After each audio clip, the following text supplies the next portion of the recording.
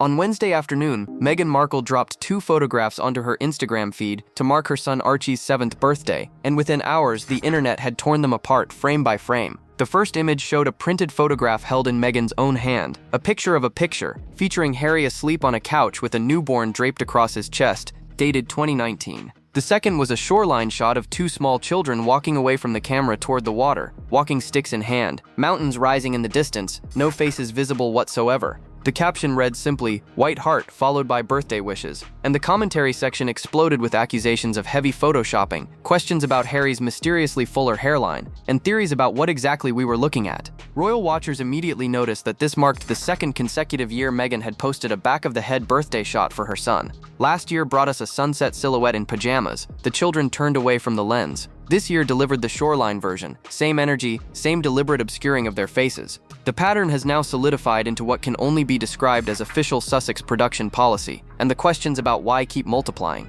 Nancy Sidley posted a side-by-side comparison of Harry in 2018 versus the birthday photo, pointing out the dramatic difference in his hairline. "Nice try, Meghan," she wrote, noting that Harry appeared to have way too much hair in the supposedly candid image. "We have all seen Harry recently. The man is balding. That ship has sailed." Yet in this photograph, his hair looks suspiciously fuller, almost as if someone had done a little digital enhancement before posting. The deeper irony here cuts straight to the bone. Princess Catherine was hauled over the coals earlier this year for minor photo editing while she was battling cancer, accused of deception, mocked relentlessly, treated as if she had committed some unforgivable sin. The American mainstream media in particular went absolutely scorching on Catherine during what became known as Photogate. Yet Meghan posts images that appear heavily manipulated, featuring children whose appearances change dramatically from one release to the next, and the response feels entirely different. The Veil Between Us, a prominent royal commentary account, posted their own analysis stating they did not believe the children in the new photo matched previous releases. Archie's hair color appeared completely different, they noted. Lilibet's arm looked distorted, and Archie's arm seemed unnaturally skinny. Whether you agree with that assessment or not, the speculation itself reveals something important about the position the Sussexes have created for themselves.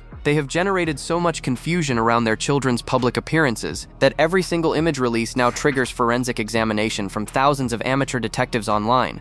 The contradiction at the heart of all this should embarrass anyone paying attention. This is a couple who has preached relentlessly about privacy, about protecting their children from exploitation, about the dangers of public exposure. Yet here we are, another birthday, another carefully staged release designed to drive engagement while simultaneously claiming the moral high ground. The birthday post was not just a birthday post. It was content in the service of something else entirely, and the evidence of what that something might be arrived in subscribers' inboxes almost immediately. Tom Sykes at the Daily Beast broke down what he called the candle commerce connection with surgical precision, and the timeline he outlined deserves close attention. One of the very first accounts to like Meghan's birthday post was As Ever, her own commercial lifestyle brand. Just days before Archie's 7th birthday, the brand had launched its Mother's Day collection, and that collection featured candles explicitly named after the children. Candle number 506 for Archie, born May 6th. Candle number 604 for Lilibet, born June 4th. The products retail for $64 each and are marketed as capturing something personal, something intimate, something that allegedly smells like a 7-year-old boy.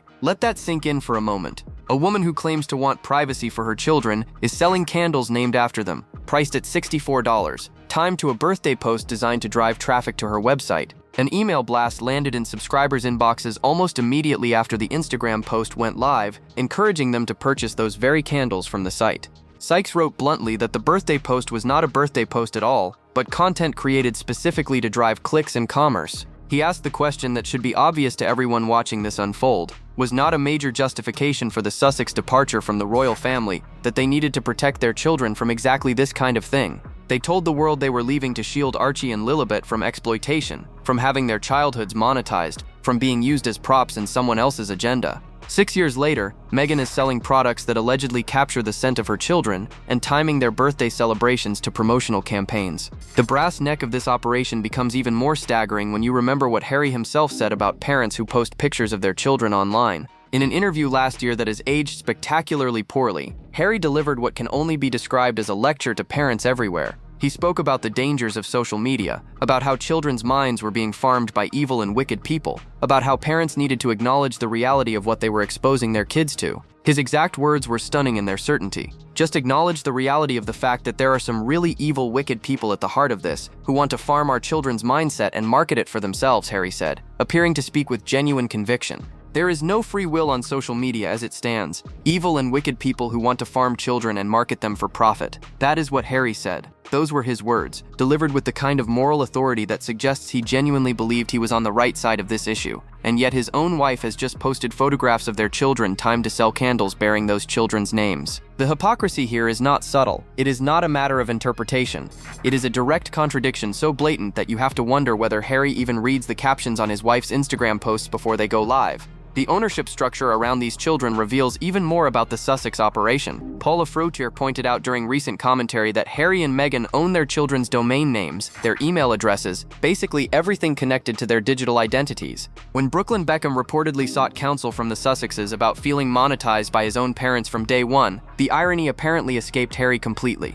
The Archwell Foundation was recently restructured into Archwell Philanthropies, described by the Sussexes as a family thing designed so that their children could be involved in charitable work. But as Froutier asked, what if those children do not want to be involved? What if they want to do something else with their lives? The infrastructure being built around Archie and Lilibet looks less like protection and more like preparation for a lifetime of brand integration. The birthday content did not stop at candle sales and photoshopped hairlines. People magazine, which functions as a reliable outlet for Sussex-sanctioned messaging, published what they called an exclusive timed perfectly to Archie's birthday. The headline framing told you everything you needed to know about the intended narrative. As Prince Archie turns 7, Prince Harry embraces a parenting priority shaped by his own upbringing. For those unfamiliar with how Sussex communications work, this was a direct attack on King Charles, wrapped in the language of positive parenting. The article quoted a source close to the couple explaining that Harry and Meghan are intentional about allowing their children to grow into their own identities. They give their kids space to be themselves, for their different personalities to flourish, the source said before delivering the payload. After growing up so publicly, that was really important to Harry. The subtext screamed through every carefully chosen word. Charles was a bad father who did not give Harry space. Charles exposed Harry to public scrutiny that damaged him. Charles failed where Harry is supposedly succeeding. And just in case the implication was too subtle, the article referenced Harry's comments during the Australian tour where he spoke about parenting as an upgrade. "Our kids are our upgrade," Harry said at a Movember event, "not to say that I upgraded my dad or that my kids upgraded me, but the kids that we bring up need to be upgraded. There is no judgment. There is no blame. However you are parenting, you are going to want to improve on that." The cruelty of this timing should not be overlooked. King Charles is currently battling cancer. He just completed an exhausting state visit to New York, followed by a trip to the Bahamas, and within days returned to hosting garden parties at Buckingham Palace because that is what duty looks like. The man is working through serious illness while his youngest son uses a child's 7th birthday as cover for yet another public criticism of his parenting.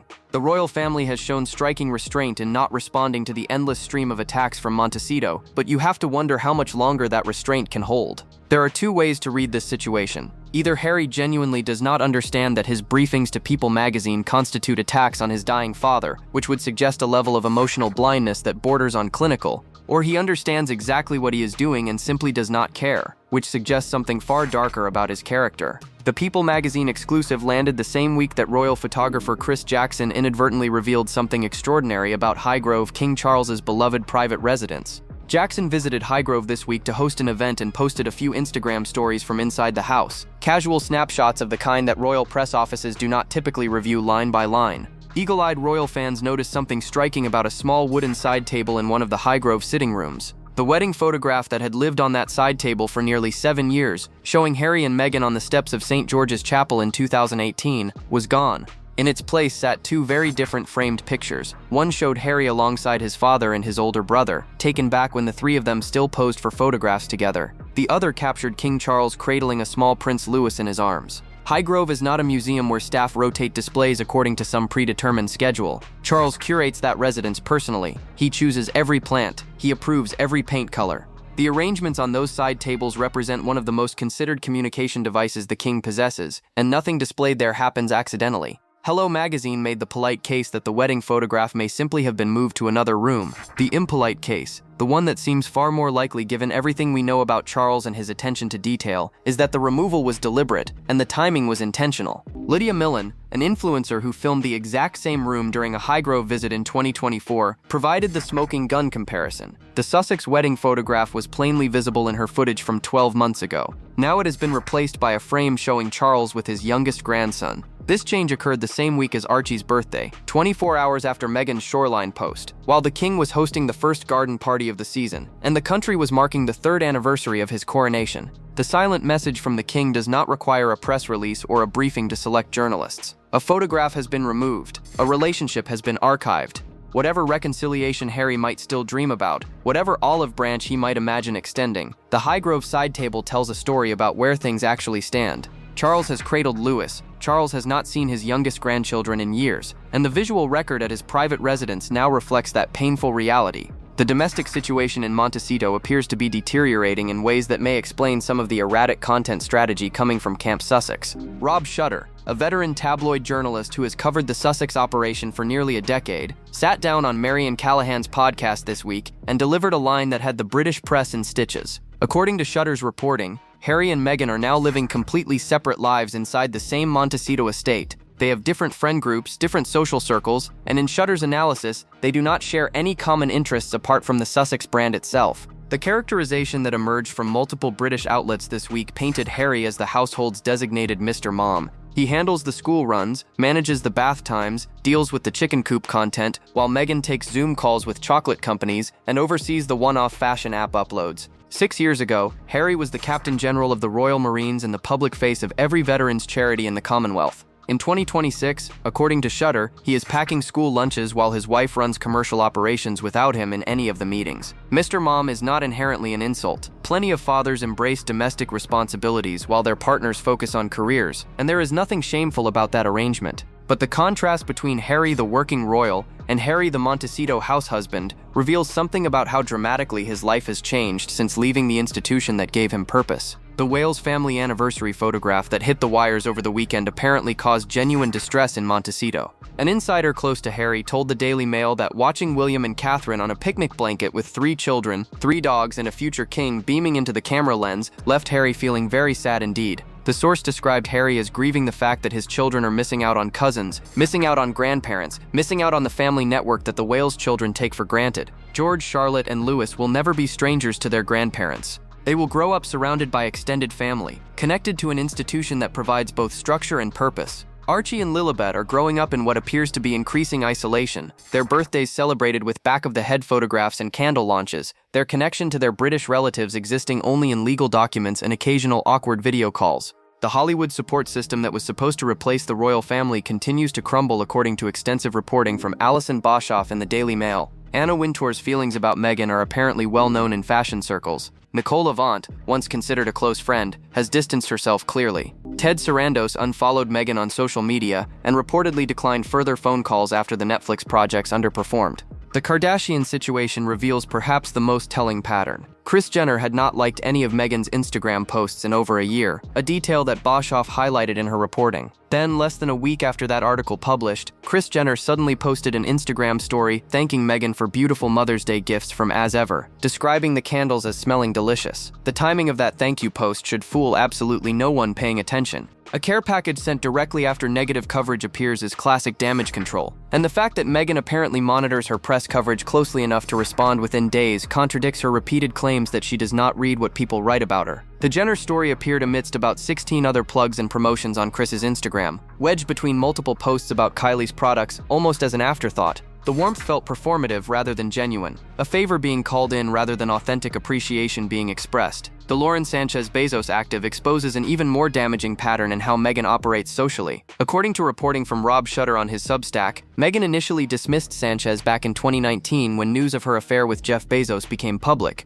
At the time, Meghan was still part of the royal family and apparently viewed herself as operating at a different level entirely. A source told Shutter that Meghan thought Lauren was loud, thirsty, and painfully performative. The insider elaborated that Meghan smiled to Lauren's face but tore her apart behind her back. Lauren was never someone Meghan took seriously, the source said, before adding the obvious punchline, she does now. Fast forward to 2026 and Lauren Sanchez Bezos has become one of the most powerful players in Hollywood. Her marriage to the Amazon founder opened doors that Meghan has been desperately trying to walk through for years. The Met Gala that Meghan has reportedly been thirsty to attend for multiple years. Lauren Sanchez Bezos was a major presence there this year, welcomed into spaces that remain closed to the Duchess of Sussex. Meghan is suddenly sending handwritten notes curated gifts, homemade jam and luxury treats. This is not friendship, the source added, it's social correction.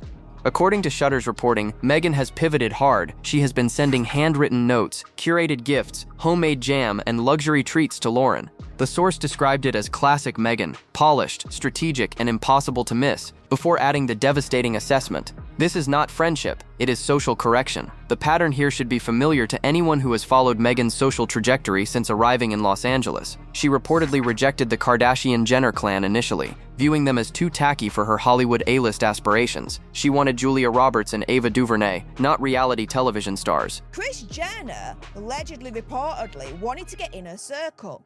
But Megxie allegedly denied her because she felt that the Kardashian-Jenner clan were too tacky and that she was above them.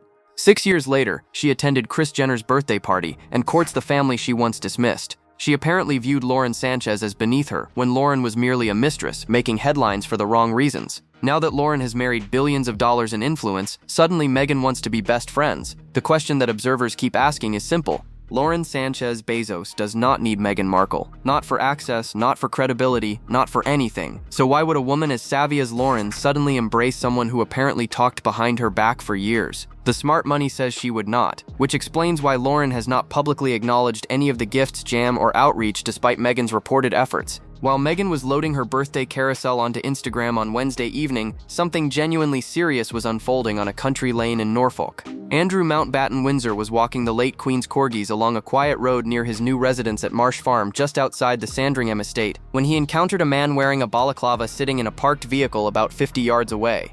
As Andrew approached with his protection officer, the masked man got out of the vehicle, started shouting, and began advancing toward him. Andrew and his protection officer rushed to their car and drove away at speed. The masked man allegedly tried to sprint after them. By the time Norfolk police arrived, they apprehended the suspect, who is now being held at Kings Lynn Police Investigation Center on suspicion of a public order offense and possession of an offensive weapon. Andrew was reportedly shaken by the incident and provided a statement to police along with his protection officer. The circumstances highlight the complicated security situation facing members of the royal family who have fallen from grace but remain potential targets. Andrew was moved out of the 30-room Royal Lodge last month and downsized into Marsh Farm following the most recent round of estate disclosures. The brief from the palace positioned Marsh Farm as appropriate for both the dogs and the security envelope. But 48 hours after Charles hosted the first garden party of the season at Buckingham Palace, his younger brother was being chased down a country lane by a masked man with what police are describing as an offensive weapon. Paula Froelich offered a blunt assessment of the security implications.